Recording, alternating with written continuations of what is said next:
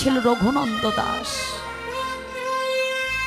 17 লক্ষ টাকার জমিদারিকে পরিত্যাগ করে হা গৌর প্রাণ গৌর বলে তিনি পথে পথে কেঁদে বেরিয়েছে।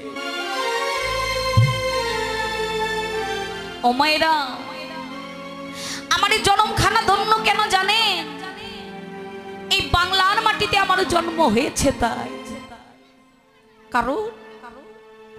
কারণ এই বাংলার মাটিতেই জন্ম নিয়েছে আমার প্রেম ভক্তির মহাজন নরোত্তম দাস ঠাকুর মহাশয়। যারা গিয়েছেন খেতুরি দামে দেখে এসেছে, এখনো পর্যন্ত শত শত বিঘা জমির মালিক হলো রাজা নরোত্তম। রাজার ছেলে ছিল নরোত্তম। শুধুমাত্র আমার গৌরকে ভালোবেসে, আমার নিত্যানন্দকে ভালোবেসে গৌর প্রাণ গৌর বলে পথে পথে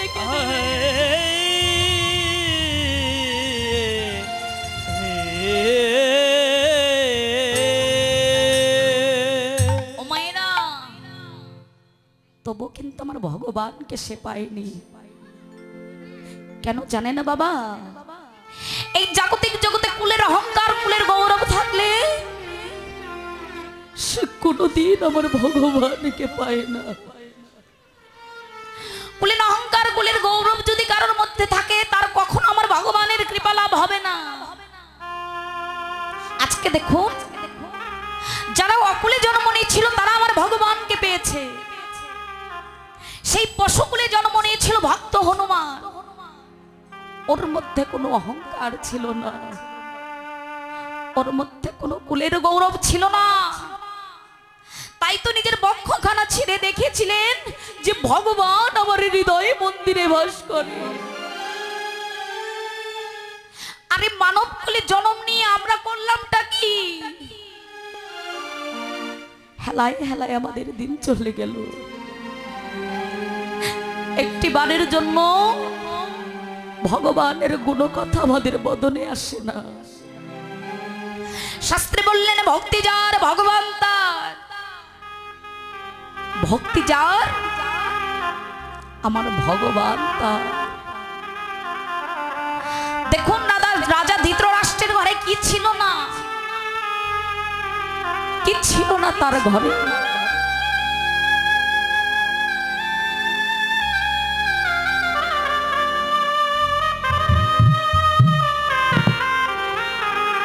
কোটি কোটি টাকার সম্পত্তি ছিল, কত লক্ষ লক্ষ স্বর্ণবল, কত বিত্ত প্রতিপত্তি, কত আত্ম সম্মান, কত কিছু তার ঘরে ছিল, কত রাজভোগ তার ঘরে ছিল। ভগবানও কিন্তু ওই ঘরেই ছিলেন, কিন্তু কোনোদিন কোনো সময়ের জন্য, একটি বারের জন্য আমার ভগবানের সেবা দিতে পারে না। অথচ ওই হস্তিনাপুরের এই দাসীপুত্র যার নাম ছিল ভক্তবিদু, ভগবানকে ডাকা লাগে নাই বাবা। আমার ভগবান নিজে ছুটে গিয়েছিলেন বিদুরের ওই ভাঙা ঘরে। খুদের অন্ন রান্না আমার ভগবান সেবা করেছিলেন। বিদুরের স্ত্রী ভগবানকে কাছে পেয়ে আত্মস্মৃতি হারা হয়ে গেল। কি করবে আমার ভগবানকে পেয়ে? তাই ঘরে ছুটে গিয়ে কিছু অপুষ্ট কলা ছিল, সেই কলা এনে কলার খোসা ছাড়িয়ে ওই কলা ফেলে দিয়ে কলার খোসা আমার ভগবানের বদনে ধরেছিল। খেয়ে নাও ভগবান, তুমি আমায় যা দান করেছো আমি তো তোমায় তাই দেব। তুমি আমায় যা দিয়েছো আমি তোমায় তাই দিব। তোমাকে দেবার মতো যে অতিরিক্ত কোনো বস্তু আমার কাছে নাই। তাই শাস্ত্রে বললেন, ভক্তি যার ভগবান তার। ভক্তি যার ভগবান তার। সর্বশাস্ত্রে কয়, ভক্তি না থাকিলে ওই কৃষ্ণ দেখিলে কি হয়। ও মায়েরা, ওই যে মাটির পুতুল দেখতে পাচ্ছ, ওটা কিন্তু মাটির পুতুল নয়। মনে যদি ভক্তি থাকে, ওটাকেই সাক্ষাৎ ভগবান বলে মনে হয়। আর এই মনে যদি ভক্তি না থাকে সারা জীবন ভরা তিল তুলসী গঙ্গা জল যত প্রসাদ তুমি নিবেদন করো, কোনদিন ওকে ভগবান বলে মনে হবে না, কোনদিন ভগবান বলে মনে হবে না। তাই তো বললেন ভক্তি যার ভগবান তার। আজকে ভক্তি ছিল না, তাই রাজা ধৃতরাষ্ট্র যুদ্ধেও জয়ী হতে পারলো না। ভক্তি ছিল না, তাই যুদ্ধে জয়ী হতে পারলো না। যার ঘরে ভগবান স্বয়ং বিদ্যমান ছিলেন, ভগবান থাকলে কি হবে গো মা? ভগবানের প্রতি যে তার ভক্তি ছিল না।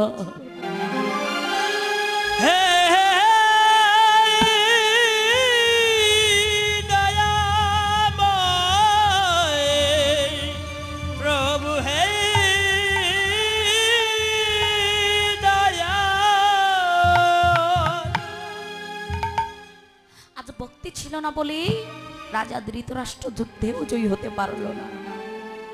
ও মায়েরা, রাজা ধৃতরাষ্ট্রের শতপুত্রের কোন এক পুত্রকে বেঁচে ছিল?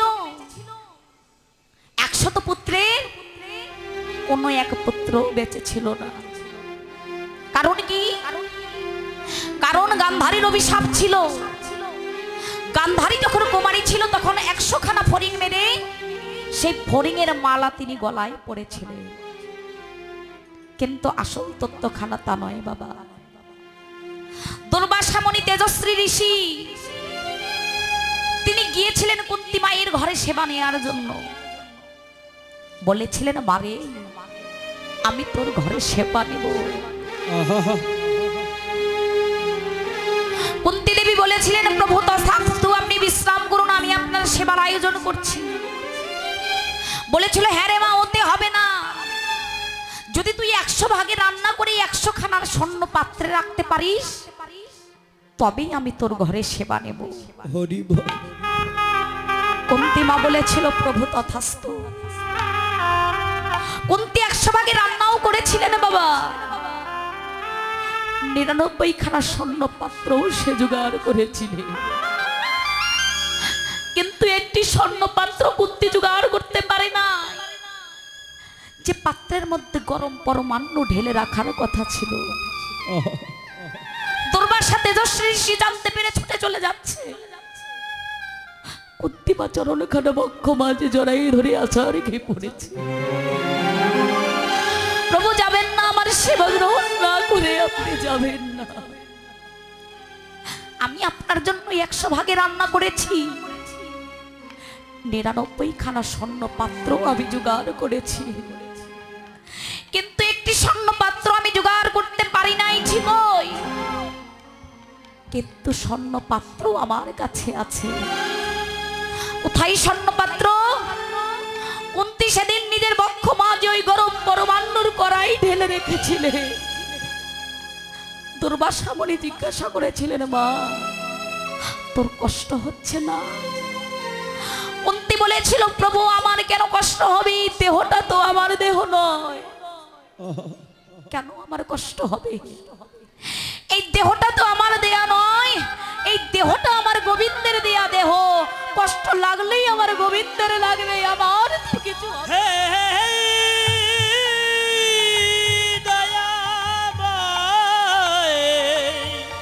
প্রভু রে দয়া, এই কি তোমার লীলা দয়া, এই কি তোমার লীলা, কারে হাসাও কারে কাদাও, কারে যে ভাষাও দয়াল রে, ও দয়াল রে, দয়াল রে, দয়াল। দুর্বাসা মুনি বলেছিল মা, তোর সেবা দিতে হবে না মা, আমি যে তোর সেবায় সন্তুষ্ট হয়েছি, যা স্নান করে আয়, আমি তোকে বর দেব। এদিকে কুন্তী গিয়েছে স্নান করতে, গান্ধারী কুন্তির কণ্ঠকে নকল করে সে বলছে, প্রভু আমায় বর দিন। বলেছিল যাও শতপুত্রের জননী হও। এমন সময় কুন্তি স্নান সেরে এসে বলছে, প্রভু আমায় বর দিন। বর তো আমি দিয়েছি, আমি তো বর পাইনি। দান যুগে দুর্বাসা মুনি জানতে পেলে যে গান্ধারী কুন্তির কণ্ঠকে নকল করে বর চুরি করে নিয়ে গেছে। কুন্তি মাকে বক্ষ মাঝে জড়াই ধরেছিল, বলেছিল মানে এই ধর মন্ত্র আমি তোকে দান করলাম, এই মন্ত্র দান স্তব করে তুই যাকে যাকে ডাকবি এক এক করে অপ ক্ষিতি তেজ মুরুদ ভোম এই পঞ্চ পাণ্ডব তোর ঘরে আসবে, আর তুই পঞ্চ পাণ্ডবের হাতে গান্ধারীর ওই শতপুত্র একদিন নিধন হয়ে যাবে। দয়াল গুরুদেব, গুরুদেব।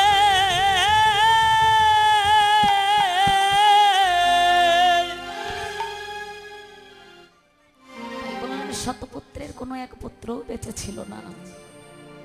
ভগবান শ্রীকৃষ্ণ অর্জুনের রথের সারথি হয়ে ওই শতপুত্রকে নিধন করেছিলেন কুরুক্ষেত্রের মাঠে। কুরুক্ষেত্রের মাঠে তিনি নিধন করেছিলেন। যখন যুদ্ধ শেষ করে ভগবান অর্জুনকে নিয়ে ওই রথ থেকে নেমে এসেছিল, রথের গতিখানা কি হয়েছিল মা? অর্জুন পিছন দিকে তাকিয়ে দেখলে যে এত সুন্দর সাধের সাজানো রথ যেন নিমিষেই আগুনে পুড়ে ছাই হয়ে গেল। অর্জুন জিজ্ঞাসা করেছিলেন, গোবিন্দ এতটা দিন তুমি যুদ্ধ করে ওই রথ থেকে নেমে এসেছো, 17টা দিন তুমি আমার সঙ্গে যুদ্ধ করে এই রথ থেকে নেমে এসেছো, তখন তো ওই রথে আগুন লাগে নাই, আর যুদ্ধ শেষ হয়ে গেল, তুমি ওই রথ থেকে নেমেও এলে, ওই রথ কেন ওই আগুনেই পুড়ে ছাই হয়ে গেল? ভগবান বলেছিলেন, অর্জুন এটাই কজনা জানে, এটাই কজনা বুঝে অর্জুন। আমি জীবের যে রথে উঠে একবার যুদ্ধ করি, আর যখন যুদ্ধ করে জীবের ওই রথ থেকে আমি নেমে আসি, জীবের ওই রথ যে আগুনেই পুড়ে ছাই হয়ে যায় অর্জুন।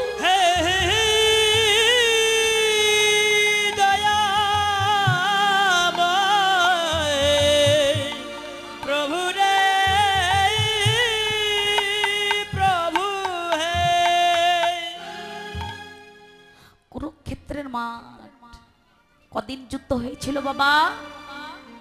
17 দিনে হয়নি, 19 দিনও যুদ্ধ হয়নি, 18টা দিন ধরে যুদ্ধ হয়েছিল। কেন জানেন না? জীবের এই 18টা মোকামকে জয় করবে তাই। সেই কুরুক্ষেত্রের মাঠখানা কোনটি?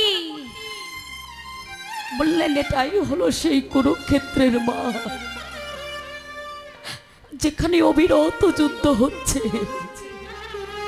কাম ক্রোধ লোভ মদ মোহ মাজ্জস্য আমিত্ব অহংকার এদের নিয়ে যুদ্ধ করতে করতে যেদিন পবন রূপী অর্জুনকে নিয়ে ভগবান শ্রীকৃষ্ণ এই দেহ রথখানা ছেড়ে দেবে,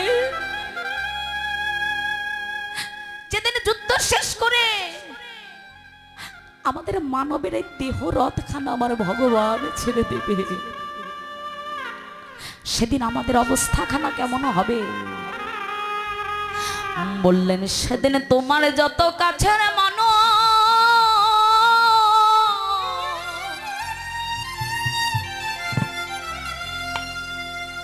সেদিন তোমার ভাই বলো, বন্ধু বলো, পরিবার বলো, পরিজন বলো,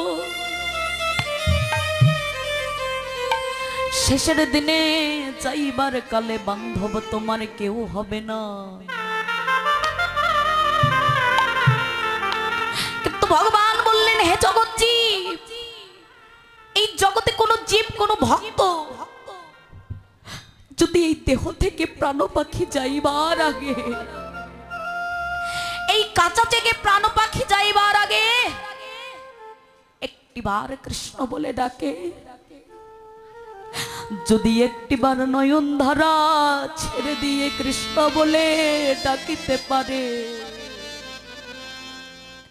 এই জগতের কোন জীব যদি যাইবার কালে একটিবার আমায় ডাকে,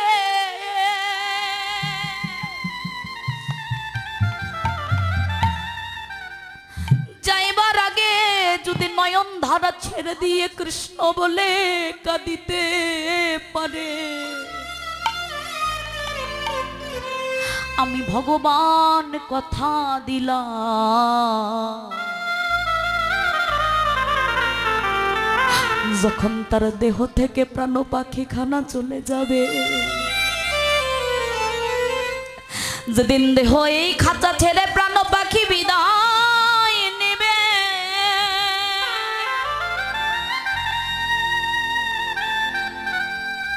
সেদিন যাইবার কালে বান্ধব ববে যদি তার কেউ না হয়, আমি ভগবান কথা দিলাম, সেদিন বান্ধব হয়ে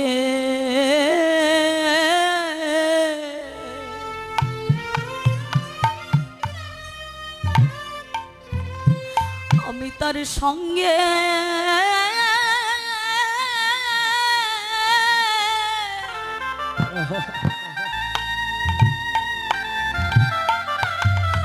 আমি তার সঙ্গে থাকি,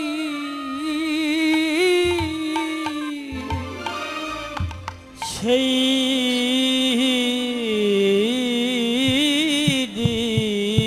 তাই গৌর হরি হরি হরি।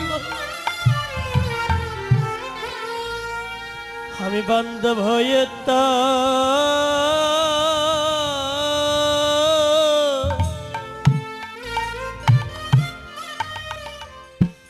ওই বান্ধব হয়ে তা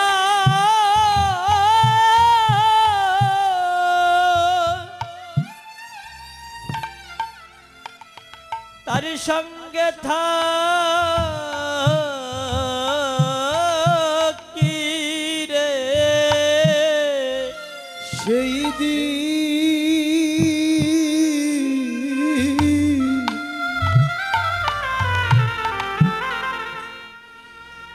দিন বান্ধব হয়ে তা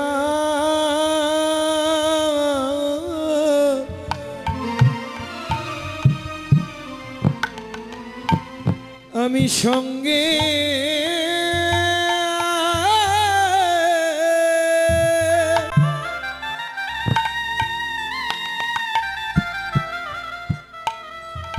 ওরে সঙ্গে থাকি,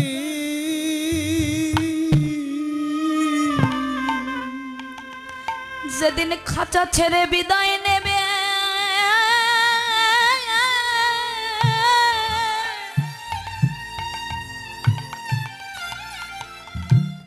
খাঁচা ছেড়ে বিদায় নেবে,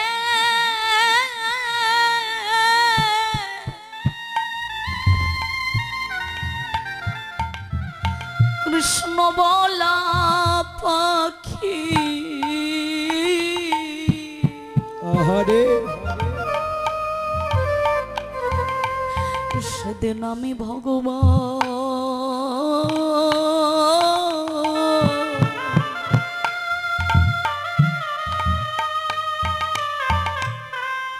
আমি তার সঙ্গে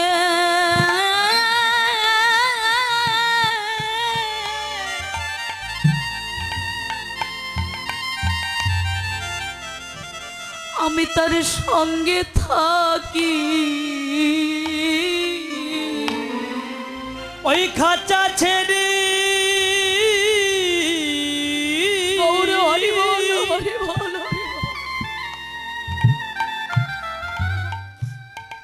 খাঁচা ছেড়ে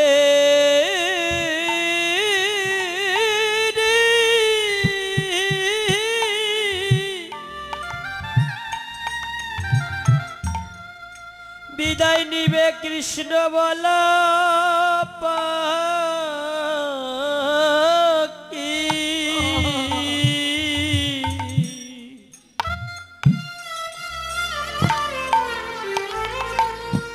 সেদিন আমি ভগবান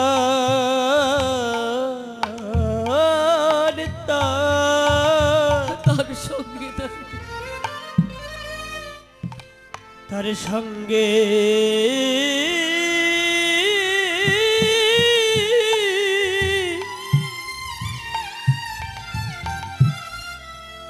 সঙ্গে থাকি রে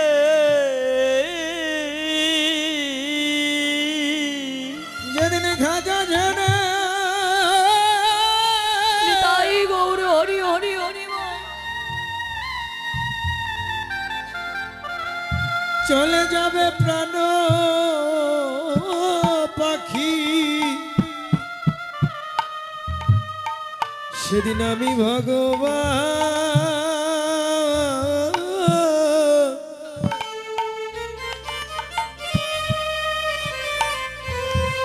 তোমাদের সঙ্গে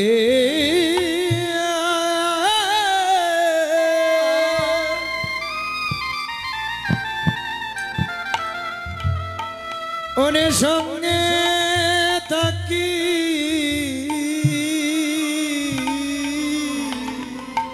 যেদিন আপন বলিতে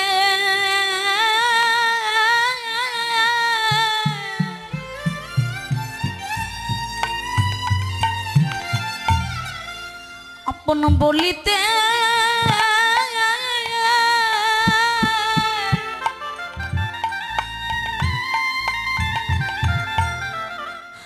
ভবে কেউ রবে না,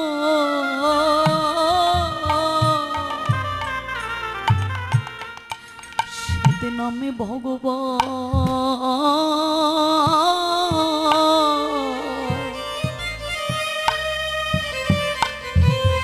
আমি তার সঙ্গে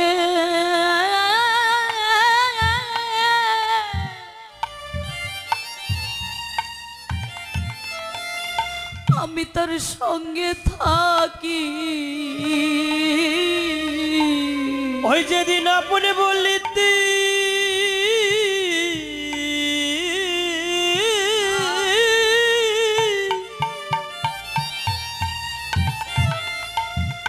আপনি বলিতে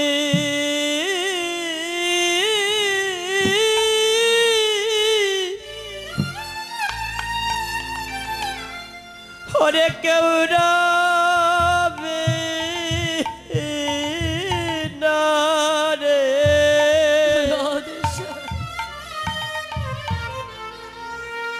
সেদিন আমি ভগবান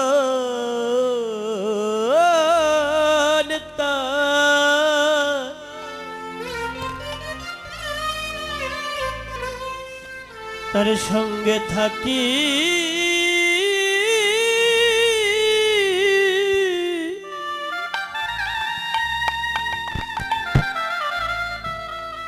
সঙ্গে থাকিব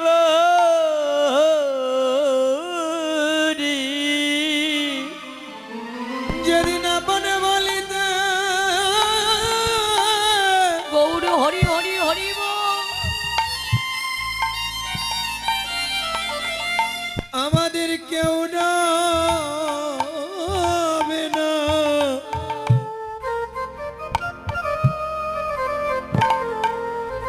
সেদিন আমি ভগবান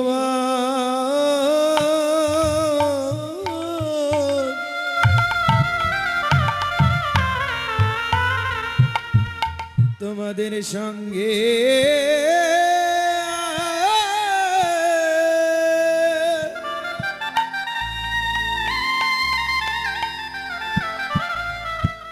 ওনে সঙ্গে থাকি যেদিন আপন বলিতে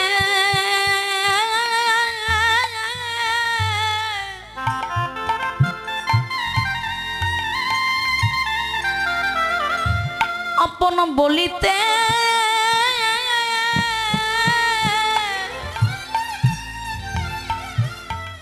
জগতে কেউ রবে না,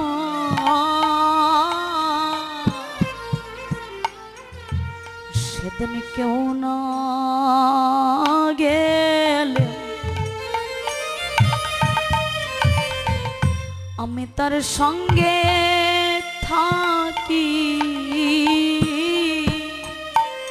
সেদিন আপনি বলিতে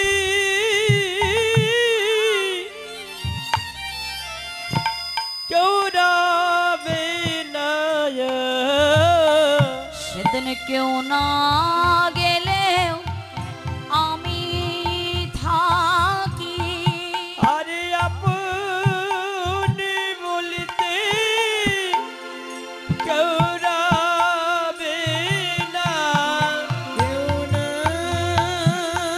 গেলে আমি থাকি। যেদিন আপনি বলিতে কেউ রবে না, কেউ না গেলে আমি থাকি। যেদিন আপনি বলিতে কেউ রবে না, কেউ না গেলে আমি থাকি। যেদিন আপনি বলিতে কেউ রবে না, কেউ না গেলে আমি থাকি। আরে আপনি বলিতে নিতাই কেউ রবে না, কেউ না গেলে আমি থাকি।